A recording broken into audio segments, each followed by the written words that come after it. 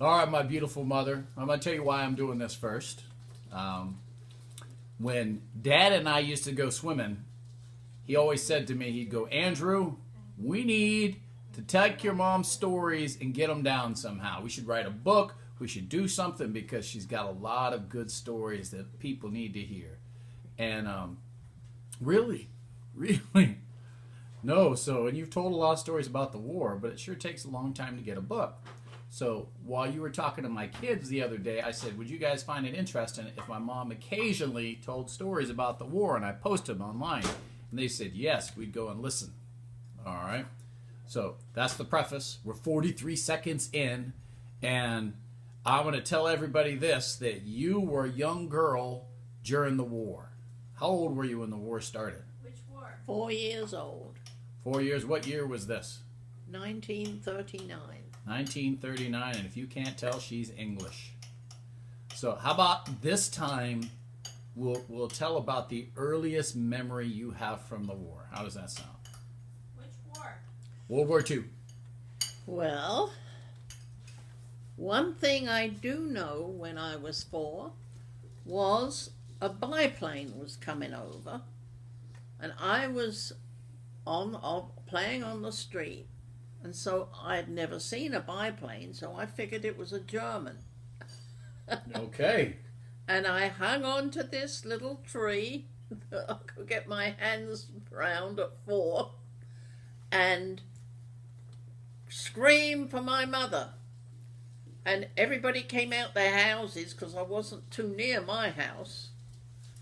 And they tried to get my hands off that tree and no one could get me. I figured if I was under that tree, which had very sparse leaves, that the plane wouldn't see me. You could have been right. But anyhow, they got my mother, and it wasn't a German plane, of course. It was just a biplane, and I'd never seen one before. Right. So maybe an English biplane protecting the sky. Oh, sure, it was. There was no warning. There was no air raid on.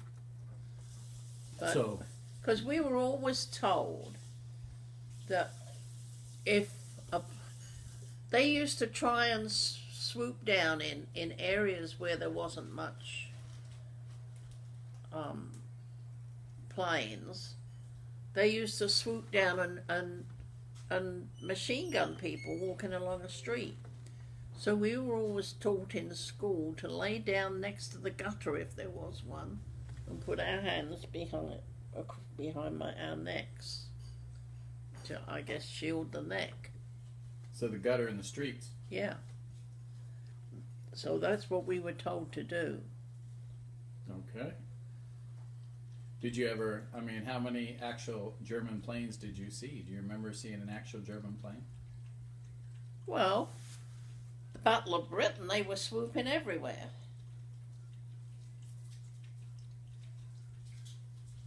Yeah. Were you inside or did you go out and watch? Well, we were outside some of the time, yes. Yeah.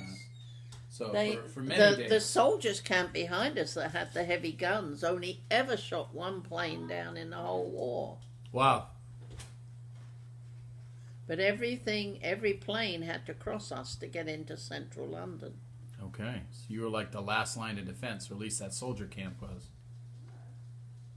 Well, before it went to the Royal Arsenal where they made all the munitions, or central London, yes.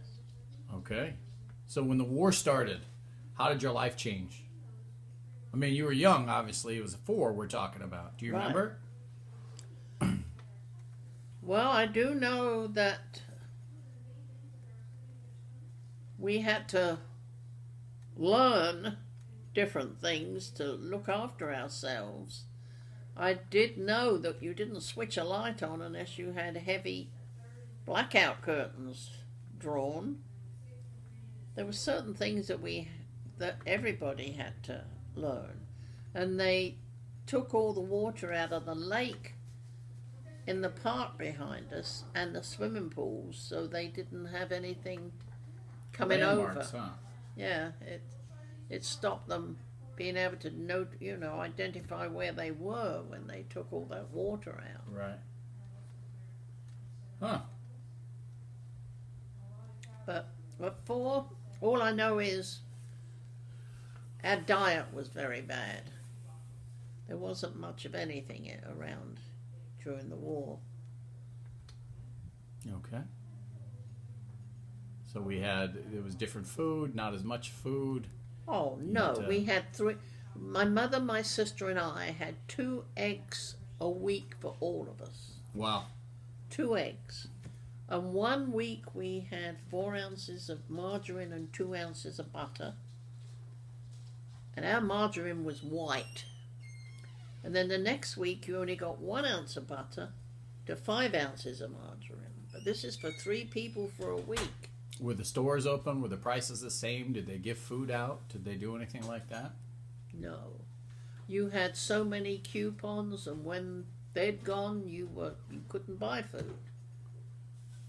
Were people starving, or did they just ration their food really well? Well, I think you found other things to eat. You know. Huh. Dad was telling me during the Depression, he fought I don't know if it was a beaver. I think it was a raccoon. He chased a raccoon up a tree with a pocket knife because he thought if he could bring that raccoon home, that Grandma would cook it up and they would enjoy that raccoon. He's like, Grandma could take anything and make it taste good. So I don't know, he said he was like 12 and he'd grab a knife and chase that thing up there, and he was going, and it was going back, and eventually the raccoon got away. But is that what you're talking about? Other things to eat? Did you find like herbs or pull things grass. out? Yeah, grass, stuff like that. So you have to be real creative with your diet. And licorice wood. It's from a tree. It's the bark of a tree that tastes like licorice. Okay. And you could buy it for a penny a stick. Wow. So take the bite off the hunger anyway, huh? Well, it did something, yeah. Okay. It wasn't bad tasting. But that was me. I mean, my mother didn't chew. All right. Well, we have been going for about 7.5 minutes, and I'm going to cut it short. So we'll just call this introductions. Okay. And maybe next time we'll talk about school, because I know you have some school stories. I know there was a really good story you told me once about a trash can and a cat. And so I remember these stories, but we're gonna leave a cliffhanger right here with the intro to the beginning of the war through the eyes of a 4-year-old girl, and that's it. So I'm gonna thank you for anyone that ever chooses to watch this, and I love you, Mom. Here we go.